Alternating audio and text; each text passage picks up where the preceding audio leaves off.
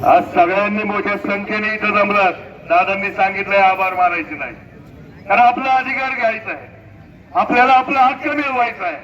आणि आपला हक्क जर मिळवायचा असेल तर मला वाटतं आपण जेवढे आज संख्येने जमलो, आज सुरुवात आहे, याच्यापेक्षा अधिकच्या संख्येने इथं ठरवून घ्या की प्रत्येकाने 10,000 लोक पुढच्या आंदोलनाची दिशा ठरवायला यायची.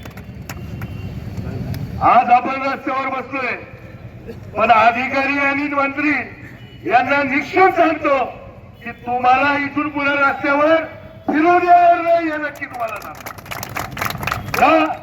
आमचा अधिकार तुम्ही गिरवताय.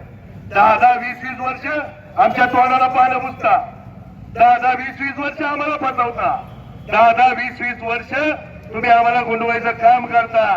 आम्ही येडे का काय?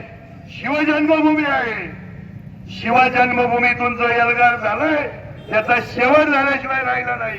आणि मला वाटतं आपल्याला, आपण कोणत्या राजकीय पक्षाचे, आपण कोणत्या विचाराचे, याच्यापेक्षा आपल्याला जी आपण ह्या शिवजन्मभूमीचा नागरिक आहे हे सर्वोच्च आपल्याला सगळ्यात मोठं स्थान आहे.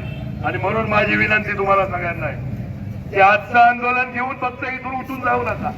सत्यजित दादांनी या लढ्याची सुरुवात केली, शेवट मात्र आपल्या सगळ्यांना मिळून करायचं आहे, एवढं सगळ्यांनी लक्षात ठेवा. माझी विनंती आपल्याला सगळ्यांना आहे, सोशल मीडियाच्या माध्यमातून गेल्या 7-8 दिवसांमध्ये ज्या इन्फ्लुएन्सरनी, ज्या लोकांनी हा लढा पुढे सुरू केला, हा उठाव जो मोठ्या प्रमाणात सुरू केलाय, हा थांबवता कामा नाही.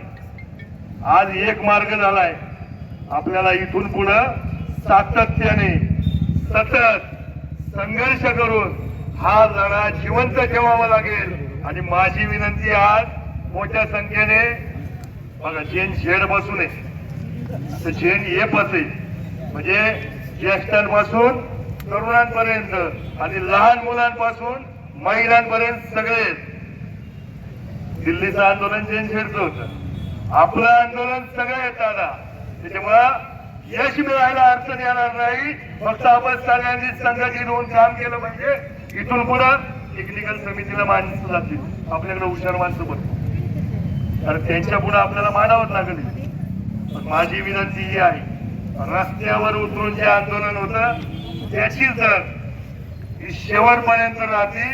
बायपास पासून झालेला सुरुवात, इथंच बसलो होतो नेते आपण बायपासला, आज परत रेल्वे पाशी आता येऊन बसायची वेळ आली, पण याही वेळेस यश मिळालं. आणि तुम्हाला सांगतो, आजही यश मिळाल्याशिवाय राहणार नाही. आपली एकजूट कायम ठेवली पाहिजे.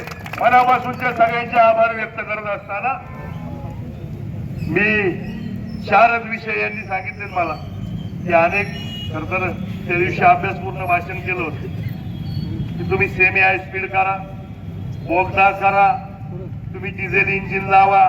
नाही तर आम्ही बैल देतो, आमच्याकडे लई बैल आहेत. हा, पण रेल्वे मात्र आमच्या इथूनच आली पाहिजे. दादा बरोबर ना?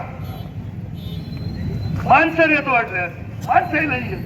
पण सरकारला विनंती हीच, रेल्वे इथून नाही झाली तर एकही अधिकारी, एकही मंत्री या जुन्नर तालुक्यामध्ये मात्र आपल्याला ठरवावं लागेल की एकाला येऊ द्यायचं नाही.